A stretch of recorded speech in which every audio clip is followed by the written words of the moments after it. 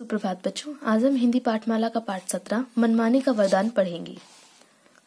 इस पाठ के द्वारा यह संदेश दिया गया है कि बच्चों को अनुशासन में रहने के लिए बड़ों का संरक्षण तथा देखरेख आवश्यक है।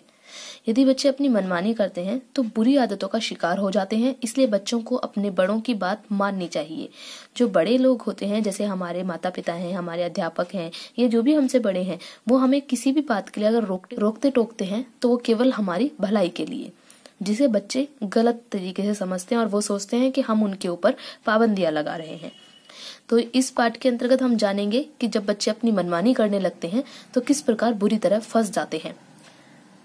तो ये एक प्रकार का नाटक है। तो चलिए इस नाटक को आरंभ करते हैं। सबसे पहला दृश्य हमें दिखता है। जब मैं इस पाठ को आपको पढ़ रही हूँ तो आप ये समझिए कि ये पाठ, ये जो सब मैं आपके सामने बोल रही हूँ, ये एक मंच के ऊपर हो रहा है। आप सामने दर्शक के रूप में बैठे हैं और सब कुछ मंच पे हो रहा है, तो उस तरह से आप इसको समझने की कोशिश करें। तो सबसे पहले हमें दृश्य क्या दिखता है।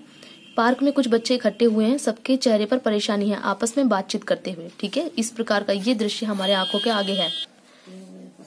सबसे पहले यहाँ पे सोनू है जो अपने संवाद बोल रहा है। सबसे पहले सोनू क्या कहता है, साथियों, ये तो बहुत मुश्किल काम है कि हमें प्रत्येक कार्य बड़ों की आज्ञा से ही करना पड़ता है। मुश्किल यानी कठिन, आज्ञा यानी कि अनुमति, ठीक है, या उनके कहे अनुसार। अब मानिक कहता है, हाँ, कभी तो हमारे माता पिता हमारे खेलने पर रोक लगाते हैं और कभी हमारे शिक्षक हमें पढ़ने के लिए कहते हैं। हमारी बात तो कोई सुनता ही नहीं है। शिक्षक यानी कि अध्यापक गण। अब नैना कहती है, मैं भी यही सोचती हूँ। क्यों मेरी माताजी कहती हैं, जूते उचित स्थान पर रखो, कमरा साफ रखो, किताबें संभाल कर रखो। अब हम नन्हे बच्चे कितना काम करें। स्थान यानी कि जगह। फिर मयंक कहता है, भाई घर वालों की तो बात छोड़ो, पार्क में जाओ तो माली काका डांटते हैं, पौधों को मत तोड़ो, पार्क में कचरा मत फैलाओ, टॉफी के कागज, फलों के छिलके पार्क के कूड़ेदान में डालो। सब एक साथ बोलते हैं, हमारी इस परेशानी का कोई ना कोई हल तो निकलना ही चाहिए। तो यहाँ पे क्या है, पहला दृश्य खत्म हो जाता है, यानी पर्दा गिर जाता है। उसके बाद दोबारा जब पर्दा खुलता है मंच पे तो हमें क्या दिखाई देता है, दूसरा दृश्य अब शुरू होता है। देवी, इच्छा देवी बच्चों की सारी बातें सुन लेती हैं, वे प्रकट होती हैं। ठीक है,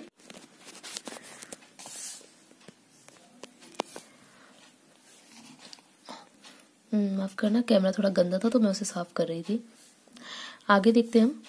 तो सबसे पहले हमें इच्छा देवी का जो है संवाद देखने को मिलता है। इच्छा देवी कहती हैं, बच्चों, लगता है आप लोग बहुत परेशान हैं। बच्चे, हाँ हाँ, हमारी परेशानी दूर कर दीजिए।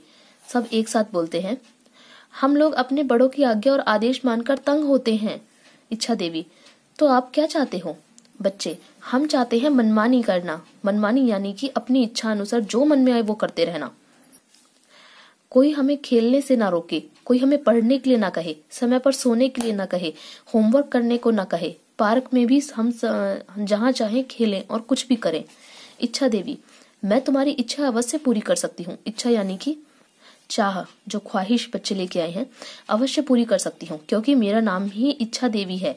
परंतु मेरी एक शर्त है, तुम बाद में मेरे पास शिकायत लेकर नहीं आओगे कि मैं अपना ये वरदान वापस ले लूं और तुम फिर पहले जैसी अवस्था यानी कि दशा या हालत में आ जाओ। सब बच्चे खुश होकर, आप हमें वरदान दीजिए कि आज से हम बड़ों की आज्ञा से मुक्त हो जाएं और जो जी में आए वही मनमानी करें। इच्छा देवी, तथास्तु।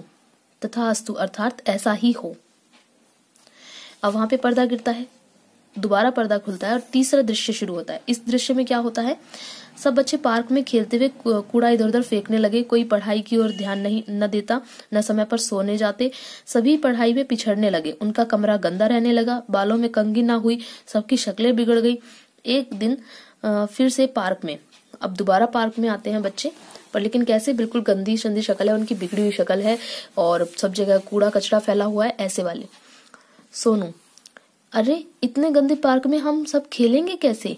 नैना, पार्क क्या, मेरा तो कमरा गंदा हो गया, कोई चीज उचित स्थान पर नहीं है, मेरी किताबें भी फट रही हैं, कमरे में सामान अस्त व्यस्त पड़ा है। अस्त व्यस्त यानी इधर का उधर।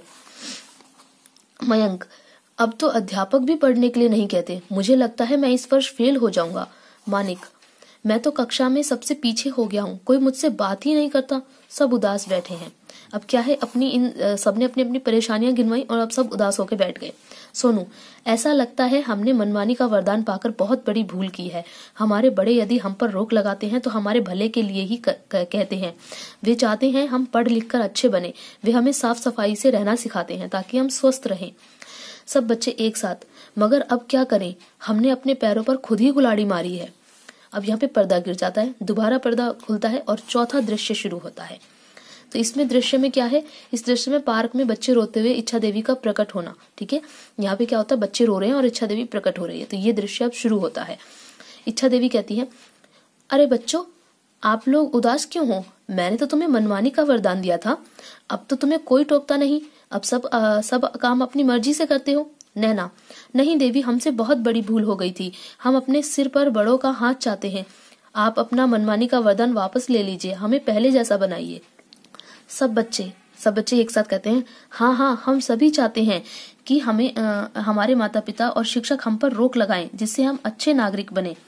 इच्छा देवी, तथास्तु, मैंने अपना वरदान वापस लिया। आज से तुम माता पिता, गुरु तथा अपने बड़ों की हर बात मानोगे। इच्छा देवी फिर क्या होता है, अब आगे इसमें बताया गया है कि इच्छा देवी लुप्त हो जाती है। लुप्त यानी कि अदृश्य हो जाती हैं और बच्चे हंसते हुए वहां से चले जाते हैं और पर्दा गिर जाता है। ठीक है, ये अब अंत में फाइनल जो कहते हैं कि पूर्ण रूप में अब पर्दा गिर रहा है। तो ये नाटक पूरा इस प्रकार समाप्त हुआ। इसमें हमें शिक्षा क्या मिली कि बच्चों का सही मार्गदर्शन माता पिता तथा शिक्षकों के द्वारा होना अत्यावश्यक है। अत्यावश्यक यानी कि इतना आवश्यक जरूरी है, अत्यावश्यक मतलब बहुत ही ज्यादा जरूरी है। ठीक है, तो ये हमने पूरा नाटक पढ़ा है। आशा करती हूँ मैंने आपको जैसा बोला था कि आप अपना इस दृश्य को, इन शब्दों को ऐसा समझे जैसा आपके सामने मंच पे ये पूरा नाटक हो रहा हो। तो आपने उसी तरह से इसे समझने का प्रयास किया होगा, तो आपको ये नाटक बहुत ही अच्छे तरीके से समझ में आ गया होगा। आप इसका अभ्यास बड़े ही आराम से कर सकते हैं। फिर भी अगर आपको इसका अभ्यास करने में कोई परेशानी या कठिनाई हो तो मुझे व्हाट्सएप पे मैसेज करके पूछ सकते हैं।